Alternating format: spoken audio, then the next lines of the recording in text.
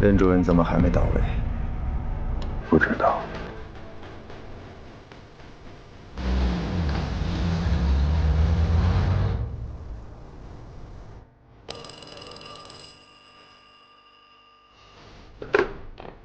义父，是任道远。按原计划行动。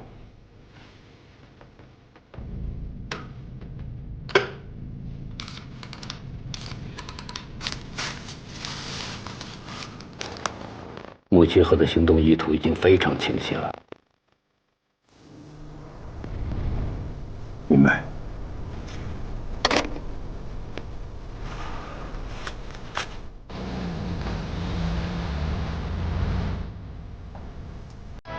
牧羊人没有出现，来的是顾无川的车队。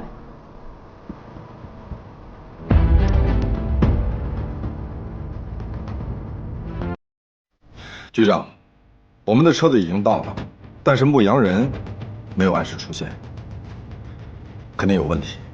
我请求取消行动。不可能。无论如何要确保会谈的顺利进行。你安心的等着牧羊人的出现。有事情，我承担。是。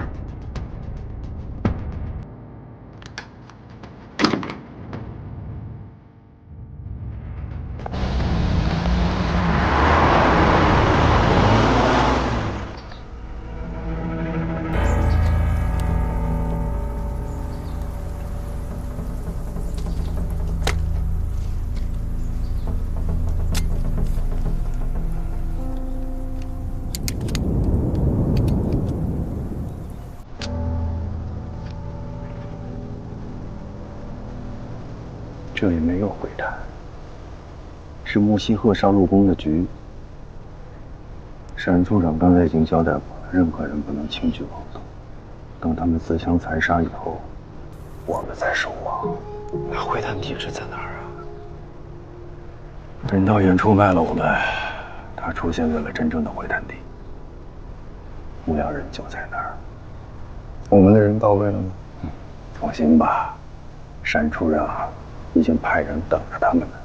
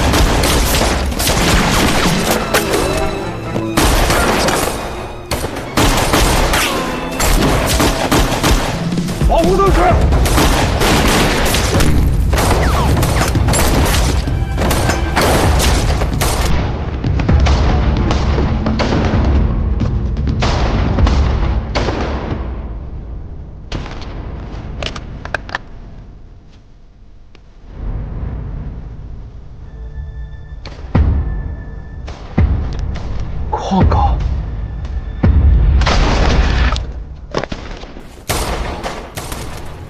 怎么回事？估计会谈暴露了。你往后骨头室返回基地。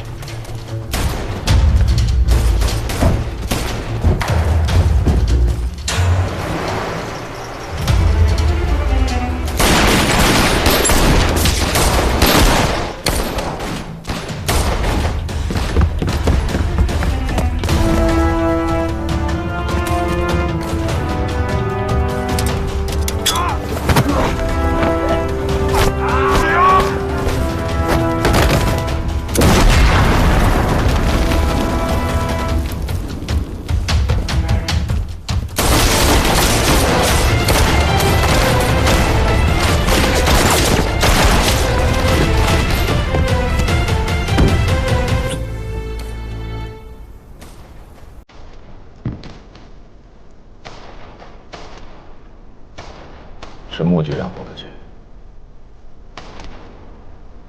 为什么？因为知道的必要。我想明明白白的死。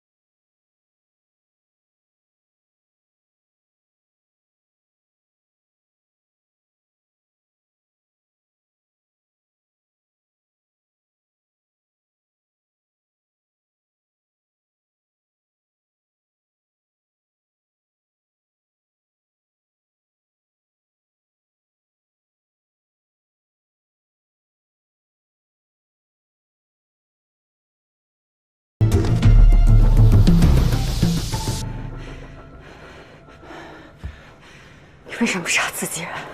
执行命令。我的任务不是你，让开。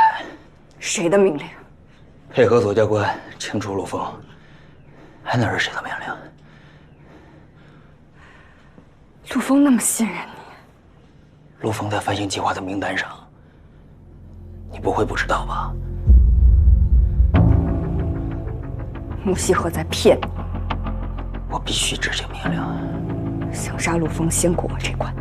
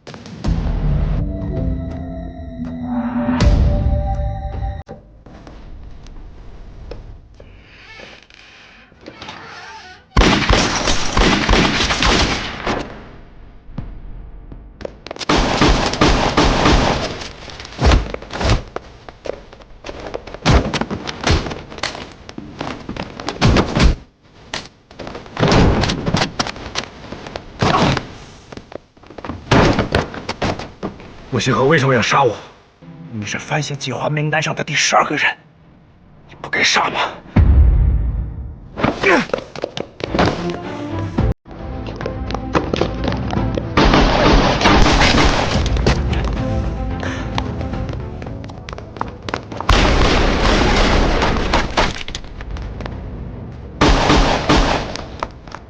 我不知道自己在名单上。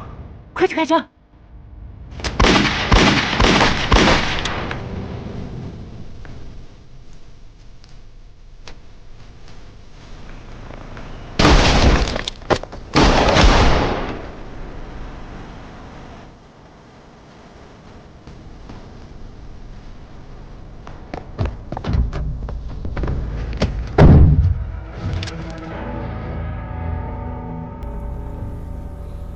连你也在利用我。木西和出卖了会谈，真正的会谈地址改到了南郊湖心木屋。你还没解释我为什么在名单上？那个名单上有12个人，我就是那第12个人，对不对？没错，但现在来不及了，以后我一定会给你个解释。我信。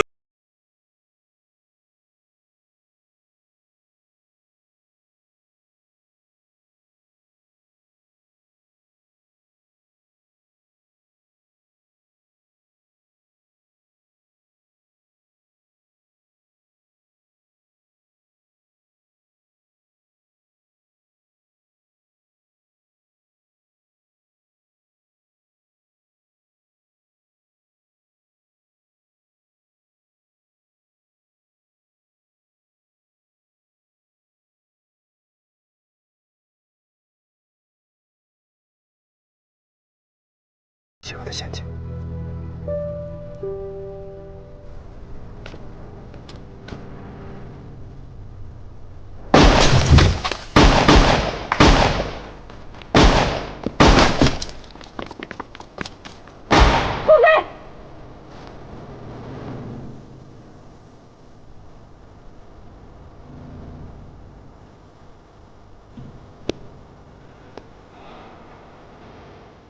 快去救女儿，没时间了。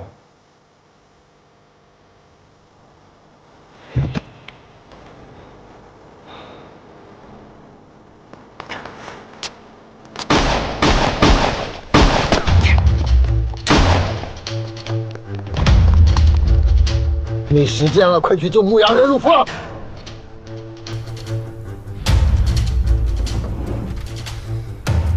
一会儿我跳车，给我一枪。牧羊人绝对不能出意外。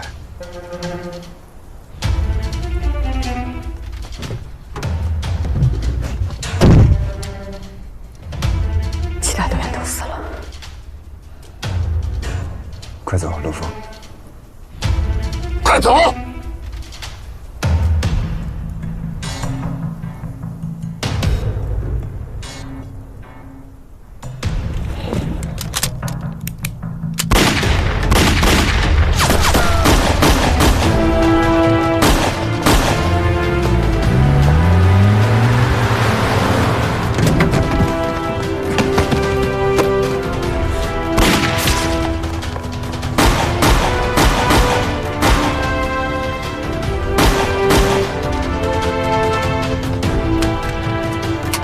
没事吧？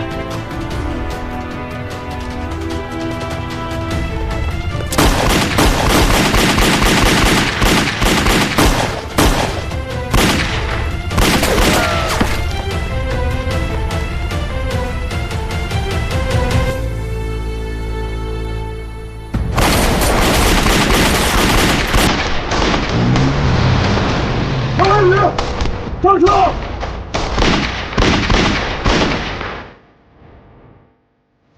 他们到了。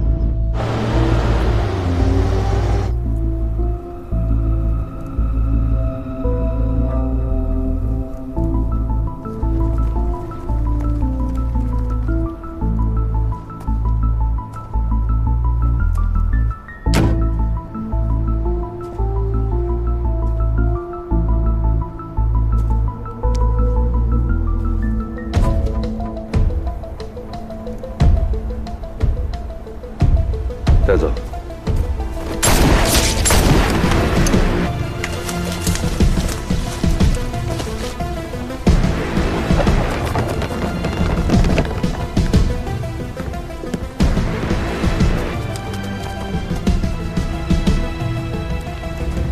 山田少佐，你这是什么意思？把牧羊人带走。等一下。我抓的人，凭什么让你带走？我们已经在这里等你很久了，要抓牧羊人，还轮得着你吗？等我？不明白。回去跟闪处长解释吧。把任主任带走。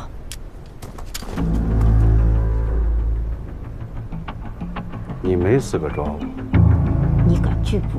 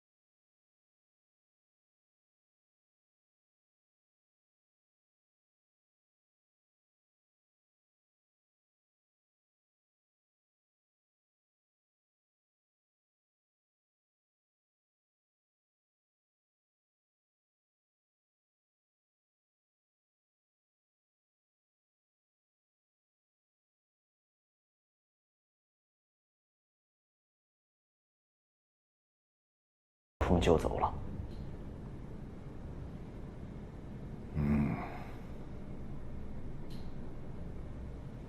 陆峰最终还是去了湖心木屋。局长，我们的计划如此周密，陆峰没有半点防备，可是闪官在幽山公馆和湖心木屋都设有埋伏，就像事先知道我们的计划一样，这太奇怪了。道高一尺，魔高一丈。闪官能够同时在这2个地方设下埋伏，只能说明一个问题：幽灵有内鬼。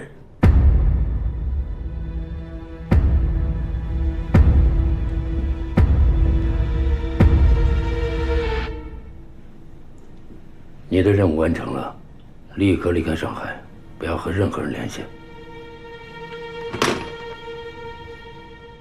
陆峰本应该死在幽山公馆，为什么还会出现在湖心木屋？我让你们不要轻举妄动，等他们自相残杀之后再收网。为什么会主动出击？行动暴露了，现场有一颗手雷突然下了，什么原因？不清楚。是不是我们的人故意暴露了位置？不能确定。沈啸呢？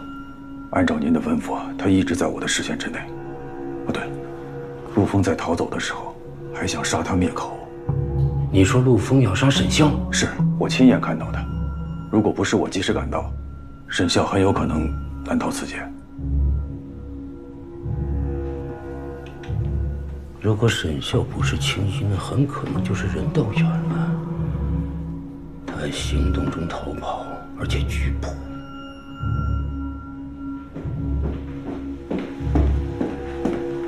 任道远回来了，他人呢？回办公室了。立刻逮捕任道远。是。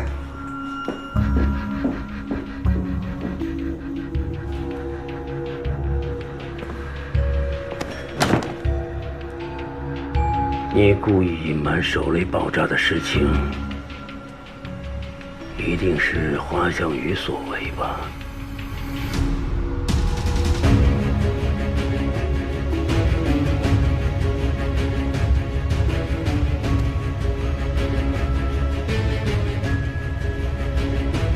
既然你想保护他，那就保护到底吧。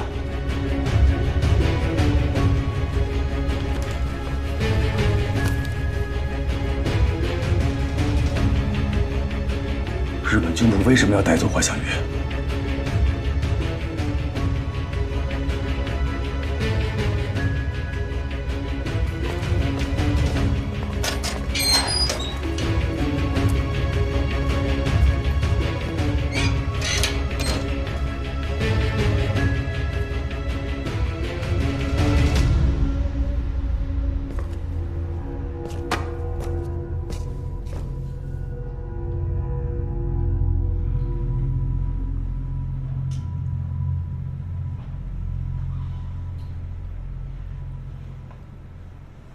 你现在相信了吧？就像我一开始坚持的，陆峰骗了我们。他不仅是个日本间谍，他还是军统和中共的人，他是个多面间谍。陆峰说的也没错啊，闪官确确实实是日本间谍，而你呢，也已经实实在在的在给日本人卖命。真相就摆在你面前，为什么你还是要执迷不悟呢？你跟陆峰不是一路人，他不爱你，他根本不在乎你的生死。是闪官让你来的吧？说吧，他想要什么？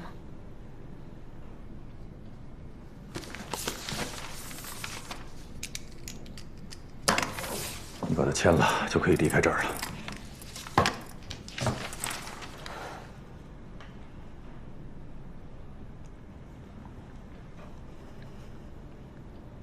我是不会背叛陆峰的，你知道这不可能。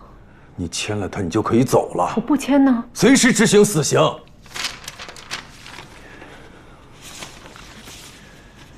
你签字只是让你承认陆枫是个多面间谍而已，难道他的名声比你的命还重要？你想把陆枫逼上绝路，不要借我的手。他的死活我根本不在乎，我只是想救你。这算表白？是，我就是喜欢你。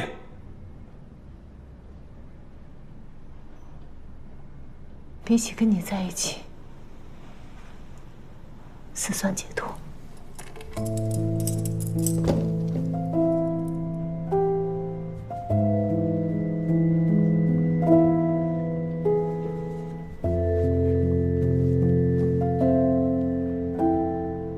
你知道这儿的规矩，想死没那么容易。这次日本军部绝对不会轻易罢手，而且我告诉你，这是闪官能想到的唯一救你的办法。如果是让我出卖陆枫换明天的话，我宁愿没有明天。全上海都在找他，76号特高课还有军统都已下了追杀令，只要他敢出现，必死无疑。所以你不要指望他能来救你，行不行？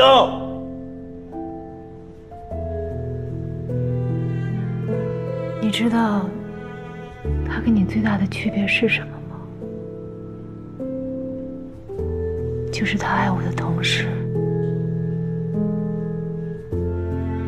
给我足够的尊重。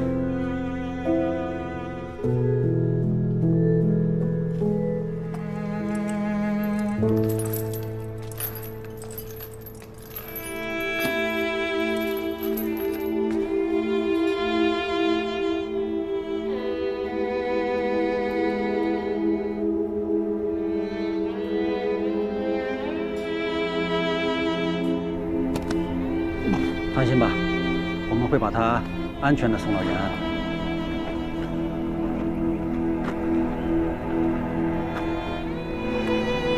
多谢，陆枫，我会记得你。希望下次见面的时候，我们不会穿过枪林弹雨。会有那么一天的。盼望早日实现。再见。再见。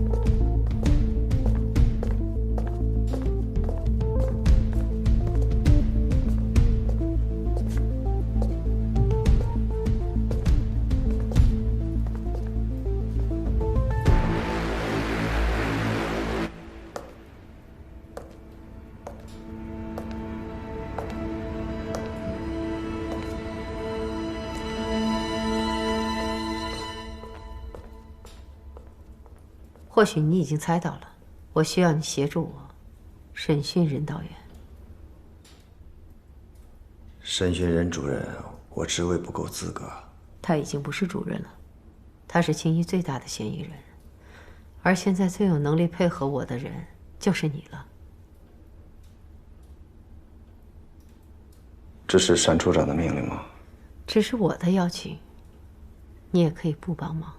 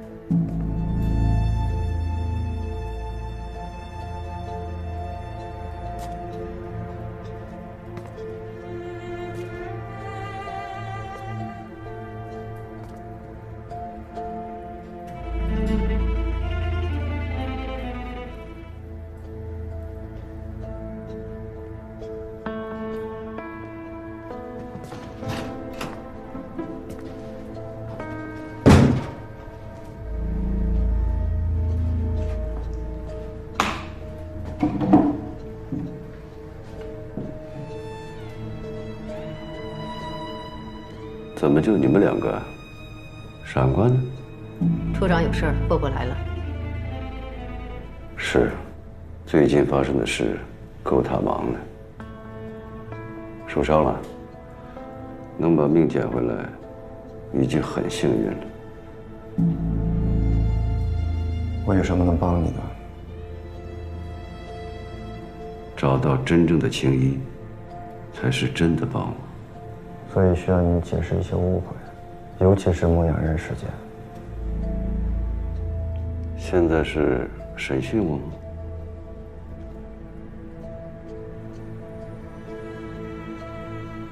你也可以理解为是一次内部的问责会议。问责？这次我代表军部，你违抗命令私下行动，你只有解释清楚才能摆脱嫌疑。你们想知道什么？湖心木屋到底发生了什么？你为什么会出现在那里？行动之前的那个晚上，出现了很多怪事。我相信你们的报告里应该也写了吧？不需要你猜我们知道了什么，把你知道的都说出来。好。行动之前的那个晚上，我看见了青衣。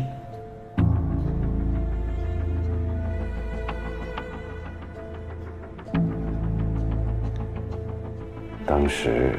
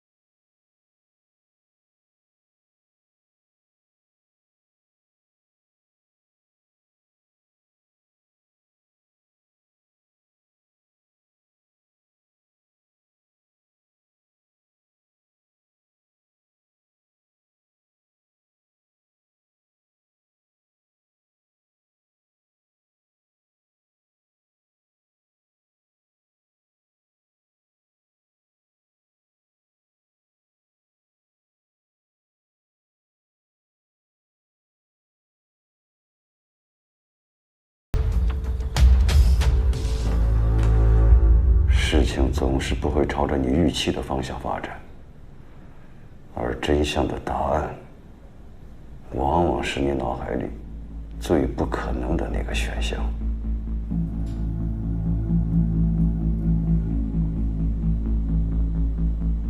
您当时看清青衣了吗？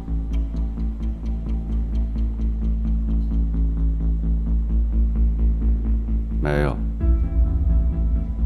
只是个背影。你的解释太牵强了。什么叫牵强？你们要事实，我给你们事实。我不是青衣。你是不是青衣，由我们来判断。你要知道，我们不会因为几句话或听个故事就相信你。我们刚入行的时候，第一节课就是不要相信任何人。所以你为什么会出现在湖心木屋？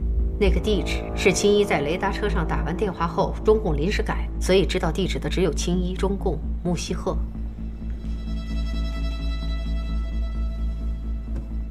除非你就是青衣，否则我很难想象出你出现在湖心木屋的理由。终于切入正题了，我很兴奋，因为我和你一样迫切地想抓住真相。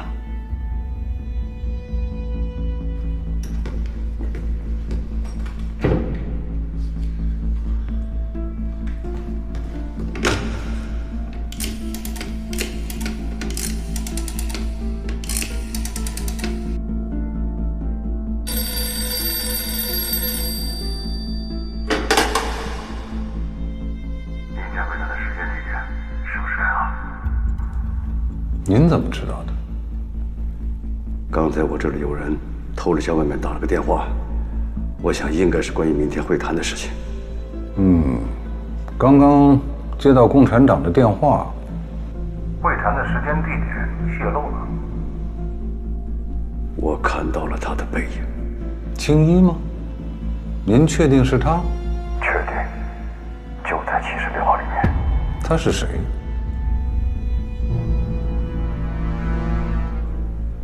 只是一个背影，天太黑，被他逃走了。哎呀，太可惜了。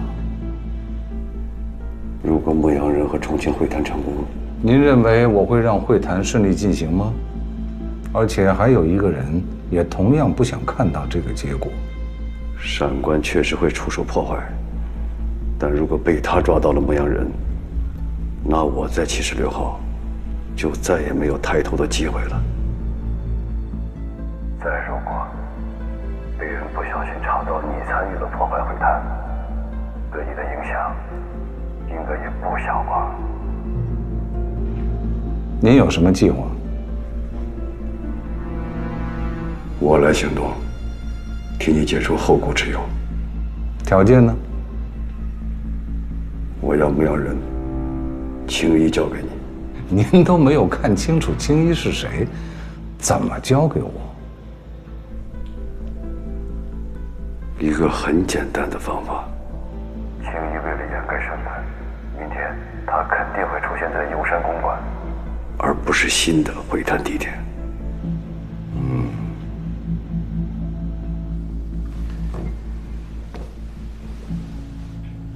所以你就为了立功出卖了我们的行动。别说的那么难听。真正的叛徒，现在还在这里。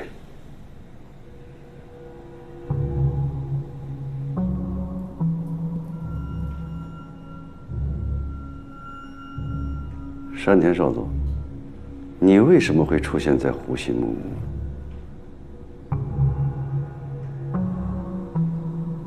你怎么会出现在那里？新的会谈地址只有木西鹤中共和青衣知道。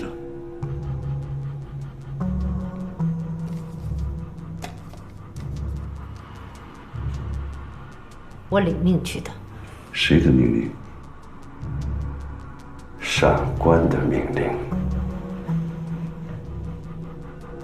现在看来，闪官和我都提前知道了新的会谈地址，那我们俩就都应该是青衣的嫌疑人。可据我所知，闪官在行动之前的那个晚上离开过一次临时指挥部，他什么时候回来的？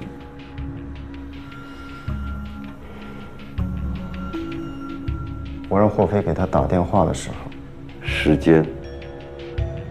打电话，现在不用打了。处长，我在呢。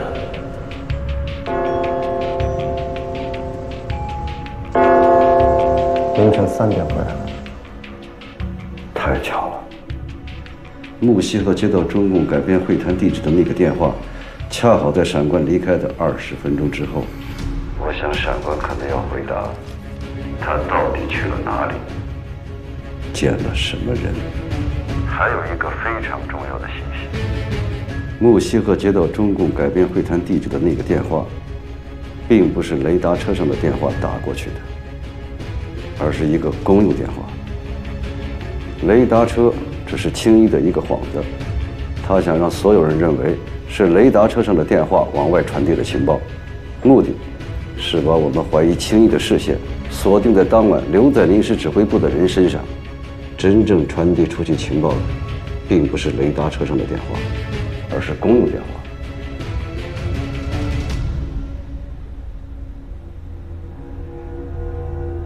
说到这里，我的嫌疑已经可以排除了。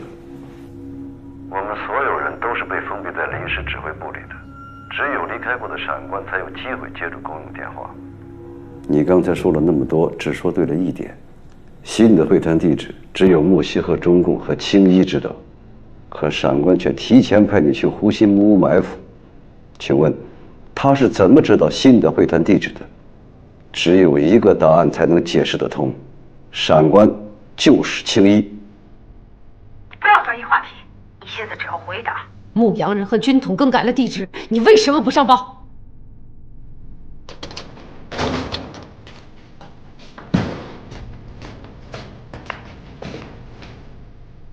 我当然上报了，只不过我上报的对象是古镇将军。这是我的职责，是将军给予我的特权。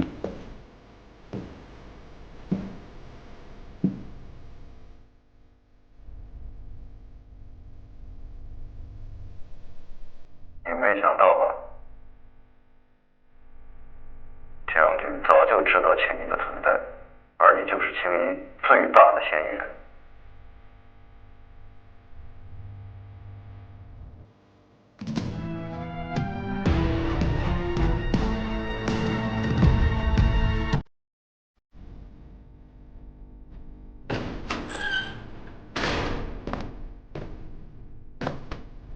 沈处长，古镇将军有请。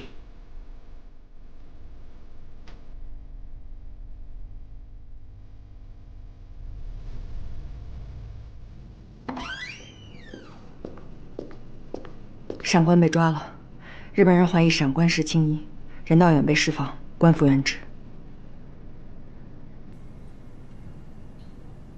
知道会谈地址改变的只有这4个人。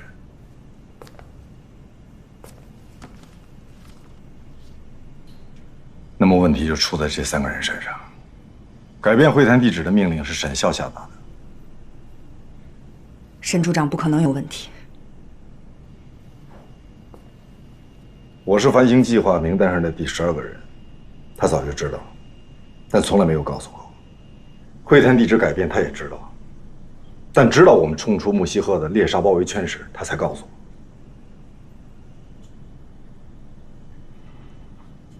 为了保护牧羊人，他有可能以我做诱饵，拖住幽山公馆的人，甚至他也有可能早就知道木西河要绞杀我。如果这个推断是对的，请问他跟策划庆祝我的幕后黑手有什么两样？我相信沈处长。我也希望我是错的，但是根据事实，我无法排除我的推断。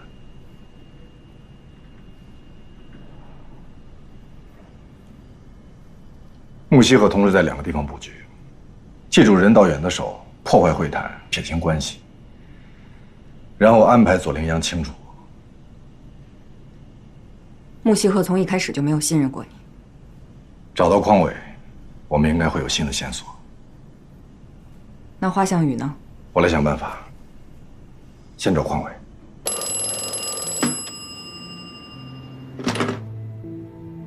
你的任务没有完成，陆丰还活着。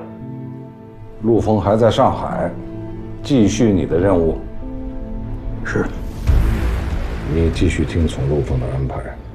特别行动队的情况，随时向我报告。是。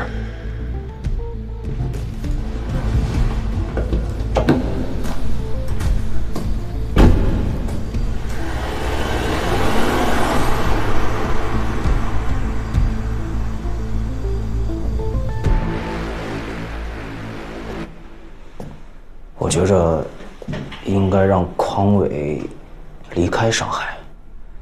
如果让他针对陆丰单独行动，没有人策应的话，只会送死。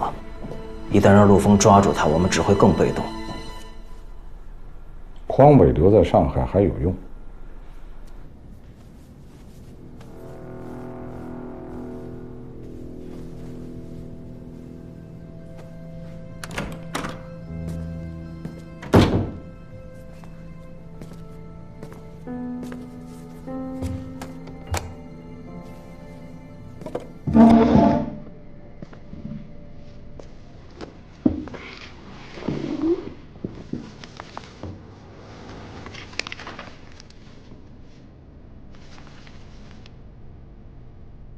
你要回答2个问题。第一，你是怎么知道中共临时改变的会谈地址在南郊湖心木屋的？还有，那天晚上你去见了谁？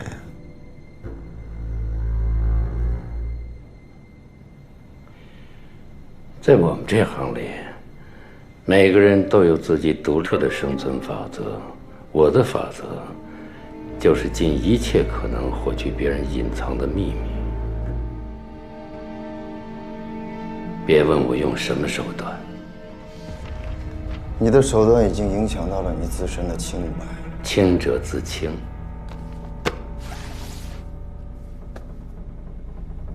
看来你宁愿背上青衣的嫌疑身份。这是很多人都想要的结果。我倒想问一下沈处长，你认为谁是青衣？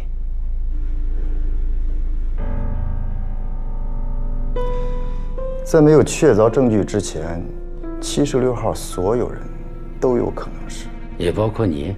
当然。如果你是青衣，这个局该怎么破？我们之间相互的猜疑、内斗，已经给青衣最好的掩护了。如果我是你，我会把事情的来龙去脉说清楚，说出那天晚上你到底见了谁，这样可以帮助我们更快地找出青衣。对你来说是解脱。解脱的恐怕不是我。你认为是谁？陆枫。我也在调查他。调查到什么了？在幽山公馆，你是我们当中唯一的一个和陆枫近距离接触的人，是吧？是的。当时陆枫要杀我。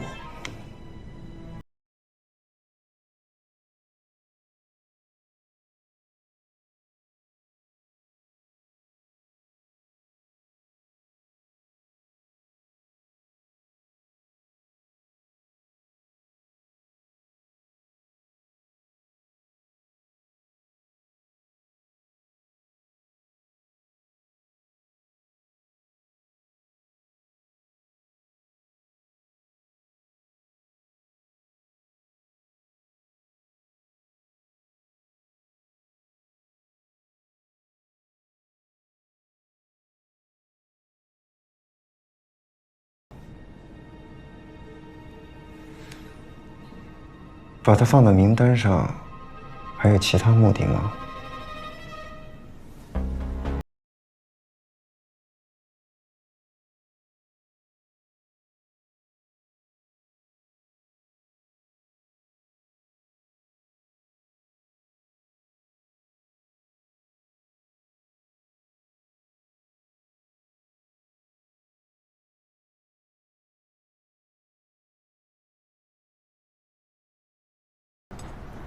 哥哥，我有话问你。你现在不应该在这儿。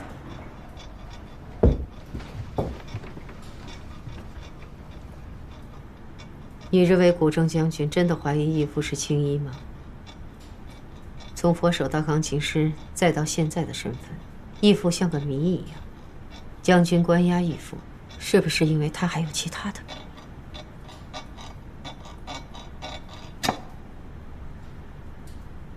关于义父，你还知道多少？花向宇现在怎么样了？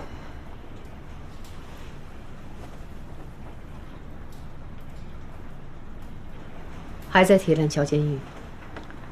你要盯紧日本军部对花向宇的一举一动，你赶紧去吧。义父只要说出那天晚上见的是花向宇，他就可以摆脱青衣的嫌疑了。可是他拒不开口，到底是为了什么？还有花向宇和这件事到底有什么关系？你信任义父吗？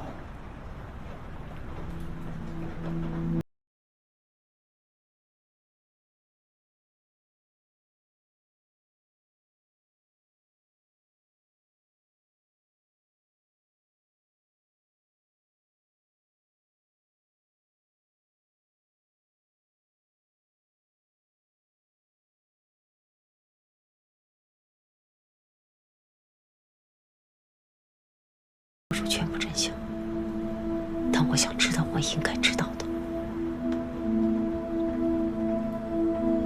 一个让闪官能够舍命保护的人，一定是隐藏了巨大的秘密。如果能找出这个人，很可能就找出解决闪官最好的办法了。陆枫是繁星名单中的第12个人，你知道吗？刚刚知道，是闪官亲手把陆枫放到名单里的。关键是，陆枫到底是谁的人？现在还是个谜啊。这次幽山公馆的行动，本是可以除掉他的，但是行动失败。为什么会失败？有人在干扰我的计划。青衣，你到底知不知道青衣是谁？不知道。那就赶紧查。身边不能有定时炸弹。明白。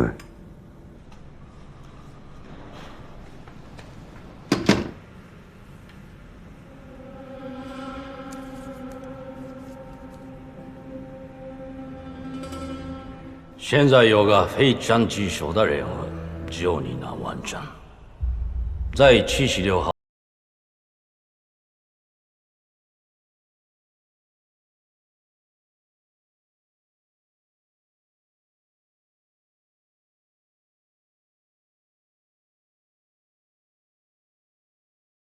长官的身份，我们也进行了彻查。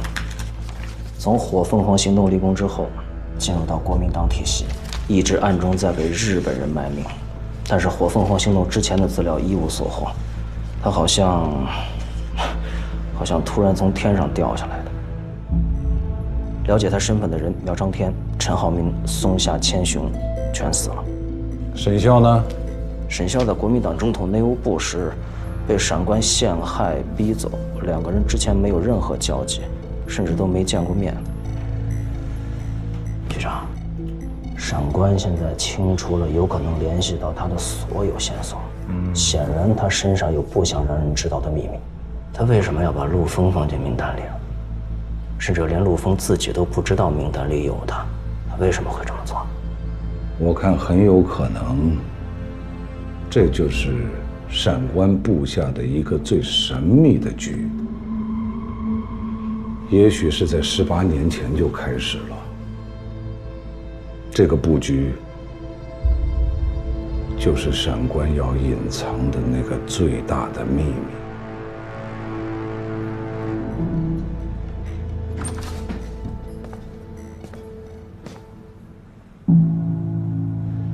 主任，有惊无险，我侥幸过关。您这可不是侥幸过关，您是深谋远虑。我能做的只是些皮毛，最终给闪官盖棺定论的，是你的那份报告。闪官这次应该在劫难逃了吧？有难处？闪官的口供里找不出任何多余的问题，只要他开口说明新会谈地址的情报来源和那天晚上他去见了谁，咱们就拿他没办法了。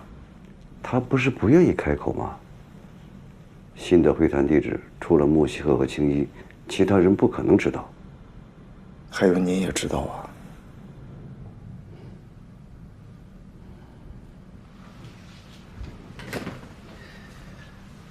人啊，想活得自在，有时候需要不断地骗自己。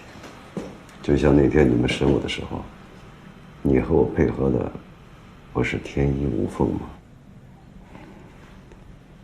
来吧，把你的好酒拿一瓶，咱们得庆祝一下。好。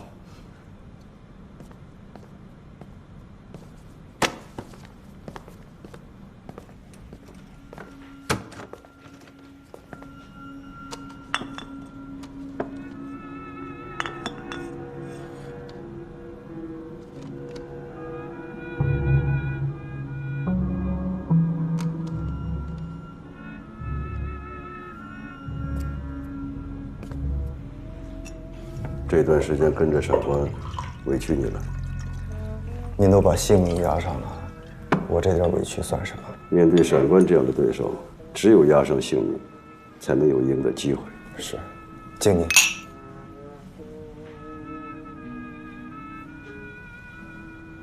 我已经跟古正将军说了你的情况，并极力推荐了你。感谢主任提拔。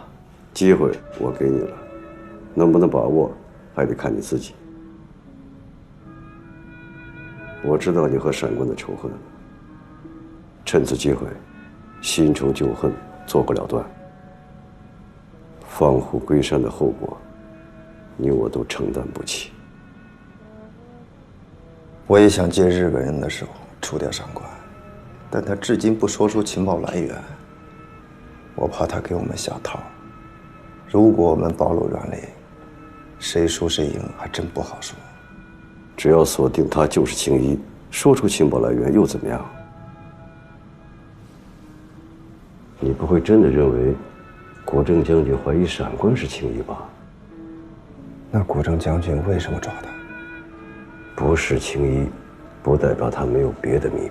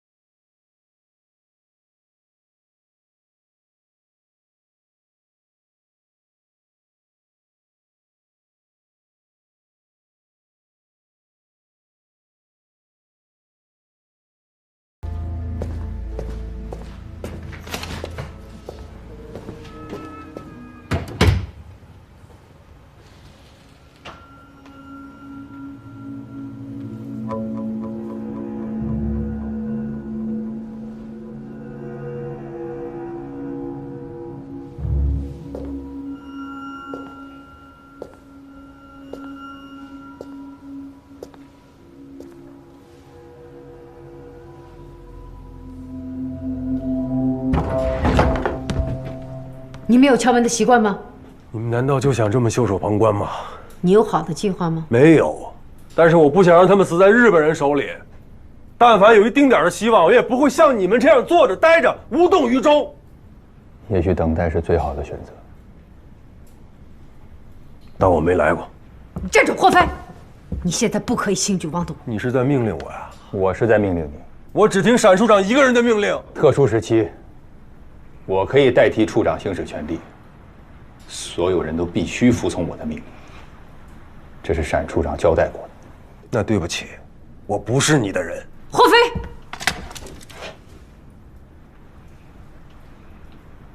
早就想开枪打我了吧？来，打！如果因为你的擅自行动破坏了我们的计划，你知道后果？如果沈处长跟花向宇任何一个人出事儿，后果比你想的更严重。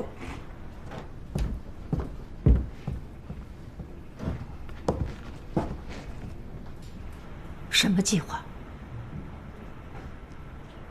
义父在被捕之前，已经预判了一些事情。他有安排，他们应该已经到了。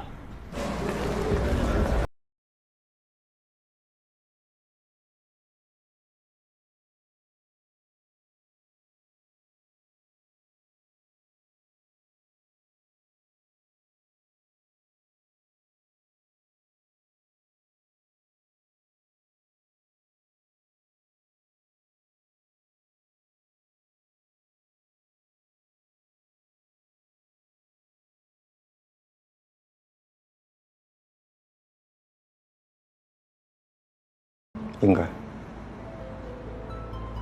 但在相同的处境下，我从来没有怀疑过你，包括你的身份。即使我在名单上。是的。既然你早就知道我在名单上，为什么不告诉我？不知道是最好的伪装。少跟我说这个，我没有防备。随时可能被杀。你身在虎口，只能靠你自己。